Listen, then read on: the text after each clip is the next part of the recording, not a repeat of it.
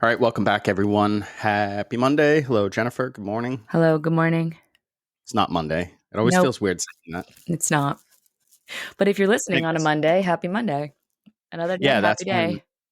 that's when these episodes release on Monday. So I'm just in the habit of saying Happy Monday. Anyway, let's get to it. So Jen and I have been noticing a lot of salon owners and whoever, just things get shaken up, and things get shaken up all the time. But I see a lot of people that are like, is running a commission salon worth it? Everyone's going rental. I see that a lot. I also see I'm over renters. I want to work by myself a lot. Yeah. I also see I'm over renting. I want to be back with commission so that I can be around a team again. I miss that hmm a lot. hmm So today we're going to talk about the things that we do in our commission salon, and I hope it helps people out there. You have to understand that as a leader or a business owner, you have to operate the business hmm and not just the hair. So I guess, you know what? I'm going to jump in with my opening take because Okay. it's really close to that, if you don't mind. So Yep. it's time for opening takes. I still need to do a Yes, you do. Get on little intro for that.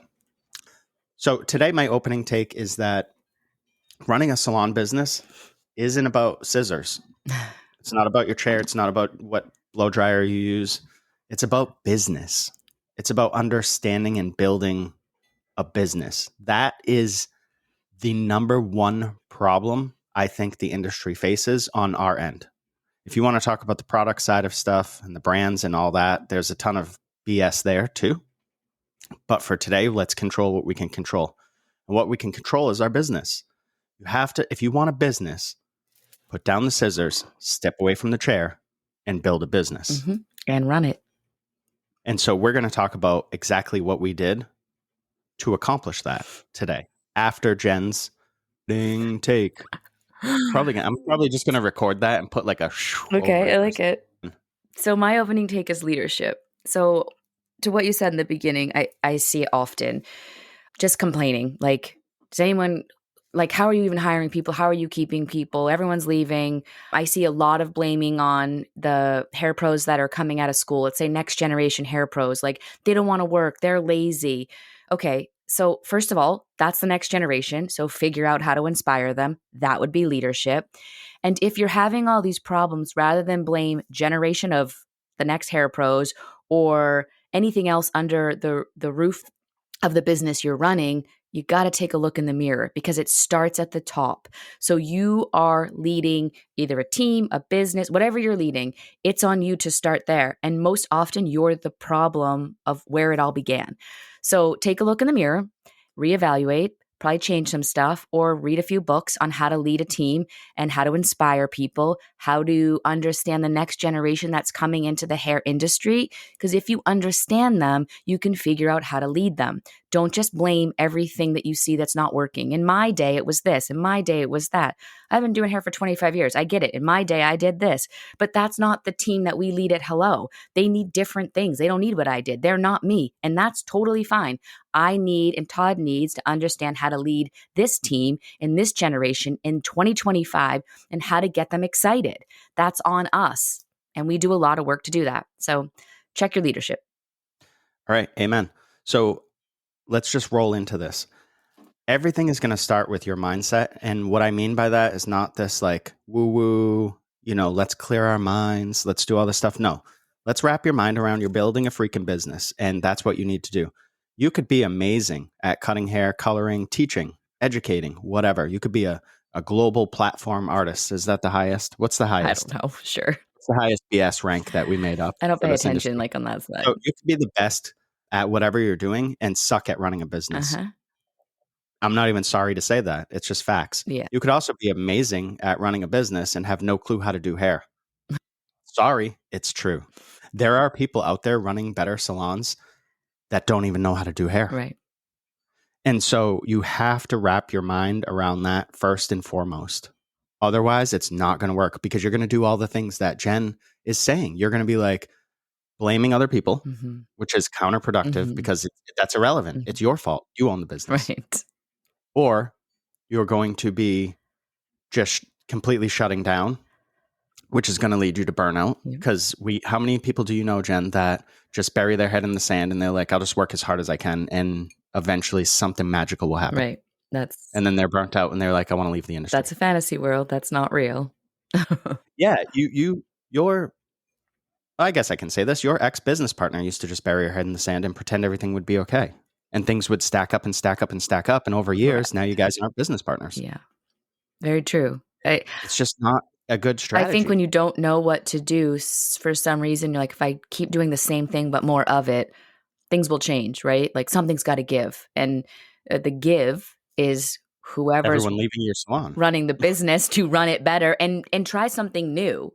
Not do the same thing over and over and more of it. If it's not working, it's not working. Like you have to reflect on that. Then you got to figure out why it's not working. And then what's the solution to fix that, to try something different that may or may not work also, but you've got to do something different. Agreed. So yeah, that's another really, really important point, is to try new stuff. So how many times do you see somebody going, what promotions work? We need to get people in. I need clients. What promotions work? And then they're running promotions and they're like 20% off, 40% off, 80% off. Buy one, get one free. Mm-hmm. Like that's not a sustainable business model. To give away your product when you need sales is not intelligent. It's not a good play. And it just shows me that people that do that don't understand business. If you aren't profitable, you can't afford to give away things. Correct. So are there workarounds and things like, can you have a distributor help you out with some product and do giveaways? Sure. Yeah. But what I'm seeing is people that are doing massive gift card promotions. Buy a $50 gift card, get a $50 gift card. Yeah, you're not a corporation. No way. I see. Yeah. And on promotions, the only thing I would say for me, I would co-sign on a promotion is, say you are phasing out a service or you're phasing out a product line and you're like, I need to move this product, or I want to use the rest of the bottle of this product for this service. Cool. Promote it in a way that you're getting rid of it to open it up for something else. That makes more sense to me. But the gift card one blows my mind because you're just losing money. And more often other ones where you're trying to build somebody, but you're promoting with discounts, they're attracting a clientele that's not going to stay. And it's counterproductive in my opinion. Yeah, when you do discounts, and trust me, I learned from making these mistakes. I'm not perfect. I'm not the best business owner in the world. I've owned businesses now for the past, we're almost on 16 years or 15 and a half or whatever we're at here. Mm-hmm. So I've learned from trial and error. And the reason I'm passionate about helping people is because I've made a lot of mistakes. Yeah, and I can help you not make those mistakes. So what happens when you run all these heavy discounts is you get these transient discount chasing, coupon chasing people to artificially inflate things in your business. And then guess what they do? They go to the next salon when that salon runs a discount, because they're transient deal chasing people. There's nothing wrong with them. They're really nice people, but that's their thing. Right. So now what do you have to do?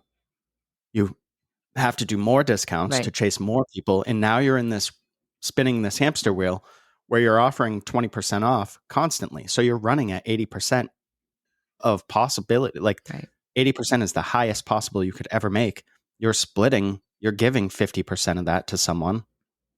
You're paying taxes on all that stuff. And you're negative. You're never going to catch up. Yeah, if you're in the promotion business, meaning you're running a promotion, I would say you have to map out your whole entire year of what promotions are you running every month to keep getting in those people who are looking for deals. And if you're like, oh, that sounds awful, then you shouldn't run any promotions like that. Like those discounts don't make sense to me. But if you're like, that's how you're building, then you should have a marketing strategy for your whole entire year of all of the ways that you're going to keep doing that consistently so that you can keep those people coming in for whatever discounts you're giving out. But then you also have to look at your numbers and are you actually even making money off of that? Because if you're not, then why are you doing it? Just to have people sitting in your chair and make it look like it's busy, even though you're losing money, that doesn't make sense. Right. So I want to touch on marketing because I think it's a key component. But before that, I think it's important to start where we began with our foundations. Sure. And Jen and I, we're huge into foundations. And what does that mean? What is foundations? What are you guys talking about? We're talking about your mission statement, your vision statement, and your core principles or your core values. And I'll explain them each real quick if you're not sure. Mission statement is why you exist. Why does your business exist? Who do you serve? What do you do? Why do you do it? What can people expect? It's important to have that laid out. And we had an exercise that we ran through, several actually, to figure out our mission statement. Our vision statement, or a vision statement in general, is where you'll be in the future. Mhm. What do you want your business to be in the future and look like? What impact do you want to have on your community, on your industry, on your clientele, on your employees? That's your vision statement. And your core values or principles, whatever you want to call them. I kind of go back and forth on those. I I like don't know values, why. but Yeah. So your core values are the things that are important to you. And these shouldn't be just things that you put on your wall because you're like, you think that it's what you should have up there. Shouldn't write the word luxury and be like, we're luxury because you think it's what a salon should be. Instead, it should be the values, the things that are important to you in your soul, the things that you will not stray from, I Mhm. guess, the things that you're not willing to negotiate. And so for us, it was easy to put that list together. And then we narrowed it down. That was the tough part. Mhm. And then we operate our business from those values, period. So if something doesn't fit our core values, like Jen might come to me with something, she's like, I have this idea. And I'm like, okay, how does it fit our core values? How does it support our mission? How does it land us on our vision? And if it doesn't, then we don't make that move. And it's not me saying no. It's because we're business partners and we're running a business. Now, if we just ran it from the side of doing hair, we would have every product line. We would have a million different logos. We would have a million Uh, different just chaos. offers and things. Yeah, it would just be chaos. And now, how many salons do you know that are Oh, like that? so many. They give me a So many, headache. because they don't have a baseline. If you don't have a starting point, if you don't have a jump point for your business, you really got nothing. So the good news is it's your business. So you can go back Mhm. now and do that stuff. Yeah.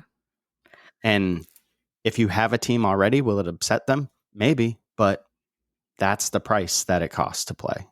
Sorry. Yeah. And you can work around that stuff too. If you're a strong enough leader, you can get people to buy in. And if people don't buy in, you Find your can new let them go. people. Yeah, find your new people. I just want to, on this point, this exercise was really, now remember, I did own a salon before and we had a mission-ish statement. I do remember going through the exercise, but it was kind of there just to basically, like what Todd was saying, like put something out there so we looked like a business, but we didn't ever refer to it or use it to drive the business. So when we were coming up with the concept for Hello, and we're running through all of these different exercises to get the mission, the core values, the vision for the company, what I started to look at was now anything else that we aligned with.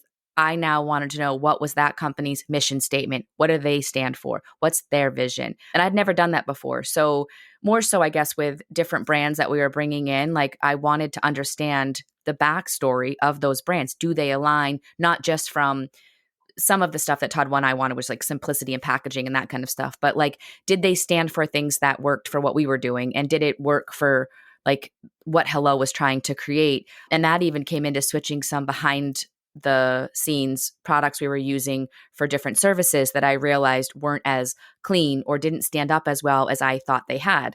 So it was very interesting as we were creating it for our business that I now, when anything comes on our plate, it's those are the things I look at first to make sure it's even worth bringing to the table to have a discussion. And I had never really looked at it that way. And I find it very interesting. And as you look at other companies to learn about them and see what they stand for and make sure if you're bringing them in or you're endorsing them into your business, that it truly is something that works for what you guys are doing. I couldn't agree more. What I'll add too is find yourself a distributor and a rep that understands your business and what you're doing. Because if you don't, their job is to sell products. They're going to bring you a bunch of stuff that doesn't necessarily Mhm. align with you, but it's fun and it's new. And before you And know it, you're just like, sure, and why not? and J Lo or somebody endorsed it, It so must be cool. you're going to make $1 million if you bring this in. So here's the deal: we have an amazing distributor that they understand what we're doing. So if they bring us something, we don't have to go, is this even worth looking at? Right. I mean, sometimes stuff might slip through. Maybe they get excited, but for the most part, because what we looked for was somebody that was very mission driven, and they are very mission driven. They're very family oriented. They're very pro taking care of their employees. They're very respectful of time. And so those are the things that we aligned with. So we chose them almost exclusively to work with at Hello for that reason. It buys us peace of mind. Mm-hmm. And we know we have the support, actual support. And they are more of a boutique, I would say, Yeah. distributor. Mm-hmm. They're not a massive integrated company, but they have the power to help us when we need help, Mm-hmm. when we have questions, and they offer a lot. They're always helping us out and helping other people in their network. So it's worth it to look around and find everything that aligns with your business. And those aren't things you would necessarily think about starting out. You're thinking about, how can I hire stylists? How can I make them sell more retail? How can I get clients to stay? That's what you're thinking of. These are the things that will drive that. These are the big, hard questions that you have to figure out as a business owner or as a leader. And if you're not willing to do that, you shouldn't really have a business. And I'm sorry to say that, and because it sounds like a jerk thing to say, but it's the truth. You're going to fail if you don't put the work in. And we don't want to see people fail. Right. I think more people in the industry, for a while, you would see always this like no competition thing or whatever the hell it was. I like competition. If you have competition, it pushes you to be better. It Yeah. pushes you to do better. That's how And you it doesn't innovate. mean I want, That's how you get inspired. yes, it doesn't mean I want anyone to do bad. It doesn't mean The word I want competition the is a salon healthy word. I don't know why people make it yeah, sound like it's a bad word. It's really quite fantastic. because they're afraid of it. Yeah. That's why, I'm because a people are competitive afraid of person, competition. so it makes me They so think excited. with a scarcity mindset, if someone else does well, I do bad. But that's not how the world No, works. not even close. So a rising tide lifts all ships. If there's a vibe in your community of just having great salons, why would that be bad for you? That means you're a great salon. Why is that so Celebrate. bad? Yeah, that means the people, everyone around you is great. Mhm. Isn't that what you want? Which means you'll just keep pushing to be better and better and better. Yes. So I want to touch on marketing. I think we brought that up and I don't remember exactly what you said about it, but you said something about marketing. Do you remember what you said? Mm-mm. Surprise, No. surprise. So I wanted to come back to it after we talked about the mission and vision, because your marketing needs to reflect those things. Your website should display your mission. It should not just be a pretty logo and how to contact you. It needs to tell your story. Mhm. Your website needs to give the vibe of your salon accurately. So important. And so And often not what we see. yeah, exactly. How many times have you looked at someone's website and then gone to teach at their salon Yeah. and They are it doesn't look anything yeah. like that? Like website could be beautiful and then I walk in there and it's like complete chaos and not clean and just complete opposite. And if that's your vibe, then make sure your website is the same thing so that not just me, I mean, I'm not coming in there just to talk about product, but from a clientele perspective, you want to make sure that that person isn't disappointed. You want to wow them when they walk in. Your salon should be even better than what's displayed on your website. Yeah, I agree wholeheartedly with that. And so with marketing, you have to understand yourself. So that's your mission, vision, core values, because you're telling those stories. Now, who are you telling them to? And keep in mind, these are all 100% things we've done at Hello that have worked. I'm not giving you anything that's theory. I'm not giving you anything that we're guessing at. This is 100% stuff that we've done. And so the next step is, who are you talking to? So you have to create an avatar. You have to understand. If you don't know what that means, I'll put some links in the show notes. I've written blog posts about it, which is another part of your marketing. But if you don't understand who you are and you don't understand who you're talking to, how are you marketing? You're not. You're just throwing dollars out to like boost posts. Yeah. That's not marketing. Which there's no That's return guessing. on investment there. So you're wasting your money. And you think you're probably doing Correct. something, you're like, oh, I'm getting out to people. You're not, because you're lost. And you don't have a clear vision of who literally you said, like what Todd said, who you're marketing to. Who are you targeting? I've had people that I've worked with in the past, Jen, that have said, I boosted this post and it got 1,200 likes. And I said, great. How many dollars did you make off of that? And they were like, huh? That's where I Like, think yeah. people get The really second part, confused with the hold on one yeah. second. The second part of it is, go through those likes. 75% of them are your friends from hair school. That does nothing for you. Right. You're not talking to them. They already know you do hair. Why are you marketing to people that already know you exist? Go ahead. Sorry. I think that's a actually great point. But I was gonna like just the likes part. I think there's this social media buzz inside of people that are like, like you just said, I got 1,200 likes. Like, oh my God, that's so amazing. So you feel really great. But how much money did you pay to boost the post? So you need to make back at least that. Plus, you should be making a ton more on top of it so that it's worth it to boost these posts. Those likes, if they don't bring in any dollars, are useless. So great, you got a confidence boost, but the marketing is supposed to make you money, not just make you feel great. So like what you said, then you get all these likes, and if majority of them are either bots or your friends and they're not coming in to sit in your chair, then that's not working for you and that's not marketing. Keep doing it if you feel good, but you should be making money off your marketing strategies. A lot of times too, I've heard this, I'm not in this for the money. This is my passion. Oh, You guys talk about money a lot. I've heard people say that too. Todd and Jen talk about money a lot. I've heard that through the grapevine. Yeah. You know why? Because money solves problems. and keeps your business Because if open. you want, because if you want to take care of your employees so they stay, you need money to do that. Yeah. If you want to surprise and delight your clients by giving away free services or by just surprise by saying, you know what, today your blow dry's on me. You're a great client and I love you when I see you in my chair. Today is on me. If you want to be able to do that stuff, right, and not just discount to try to get clients in, you need money to do that because you have to cover that cost there. Especially if you have somebody else, like we'll take care of people's services sometimes that whatever, we just decide that we're taking care of the service. I still have to pay the service provider. Right.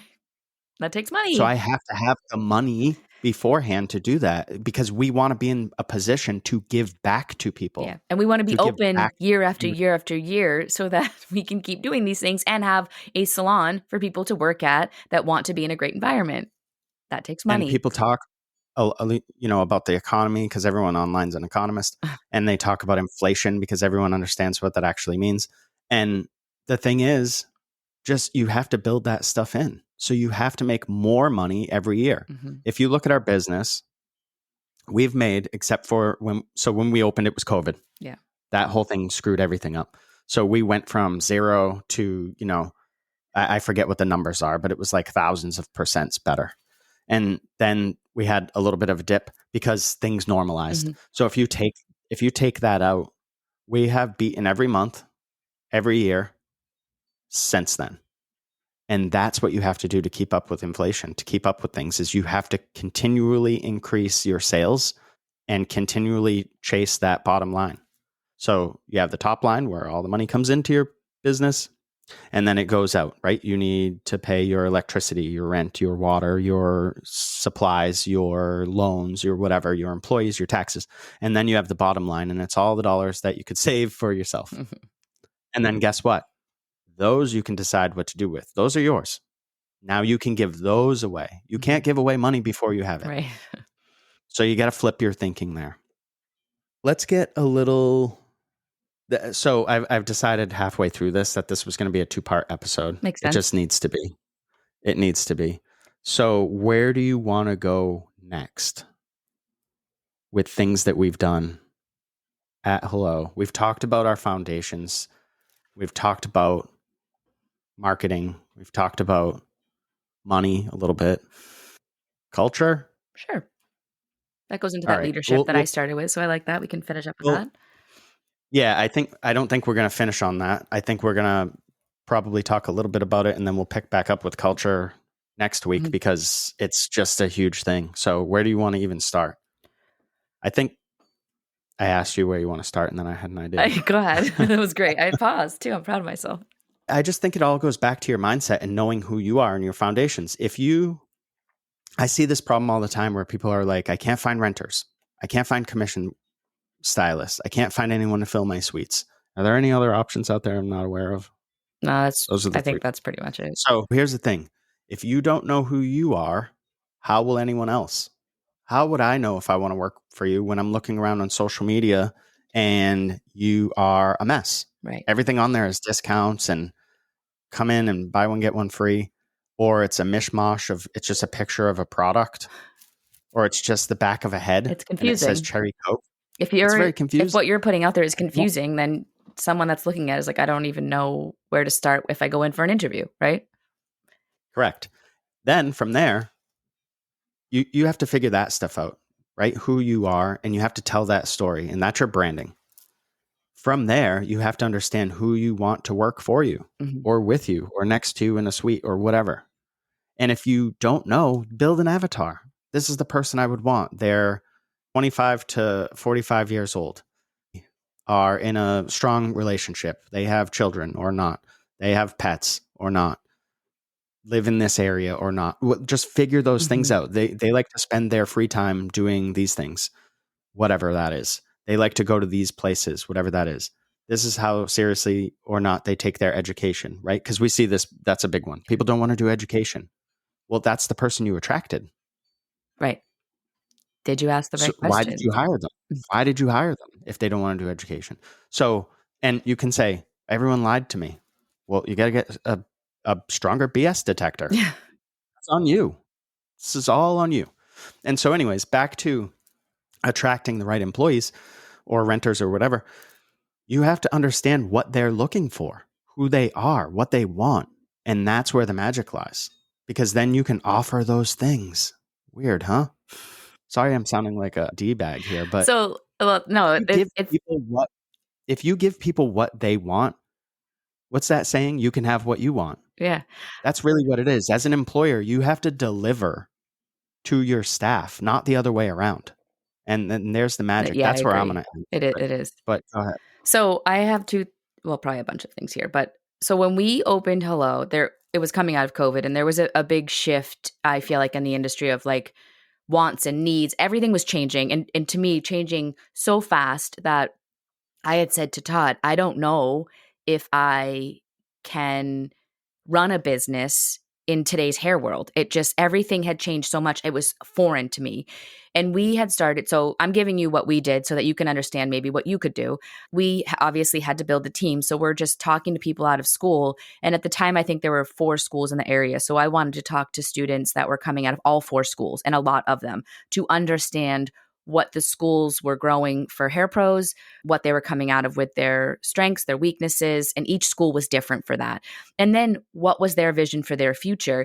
And what these students were coming out with were certain things that I in a business that I had never run. So I remember saying to Todd, honestly, like, I don't know if I can run a staff in today's world. I'm not sure I can be this uncomfortable. I don't know if I'm able to pivot and innovate with what their needs are and what that looks like to run and still have a healthy business that can be successful, right? Because we want to meet their Hey, needs. pause for one Yep. second. I think that's super important because you're admitting that you didn't know how to do something. And I think as owners, we get caught up in having the answers off the top of our heads far too often. And we chase that perfection that doesn't exist. Yeah.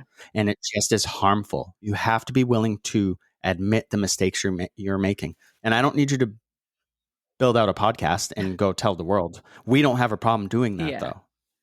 But go ahead, Jen. Sorry. Yeah, so there was a wall. Like, can I change this much to meet whatever their needs are, but also come up with a business that has still systems in it? And what does this look like?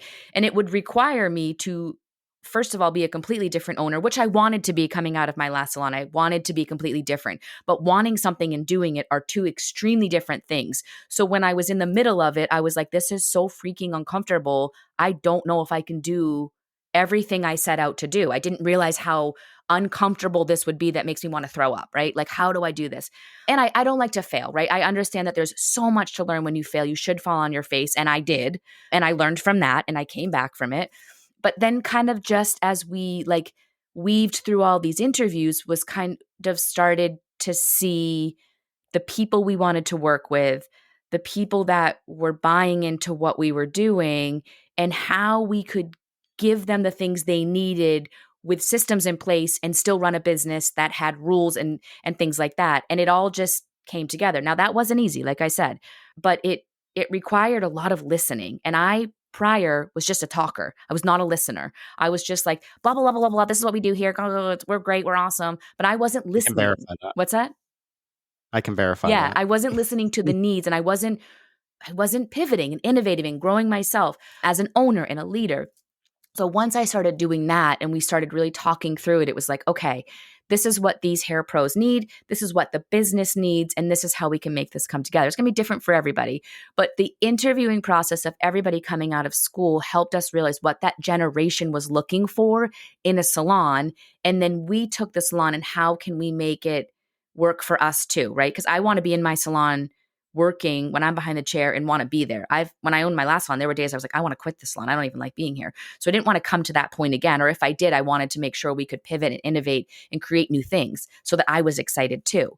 The other part is just being a leader. Like, you need to respect the people that work at your salon. I have taught in so many salons, and I hear these owners talk to their staff, and it's rude, and they're talking down to them, and it's just awful. So you have to treat people how you want to be treated. And that's really, really important in creating that culture. And if you don't do that, if you don't listen to what you're saying, like if you're not talking well to people, but you're like, why are they not listening? Well, you're treating them like crap, or you're treating them like children. They are not. They are the next generation. They are professionals. Even if they're not at the level of professional that you want, then you have to show them what that looks like.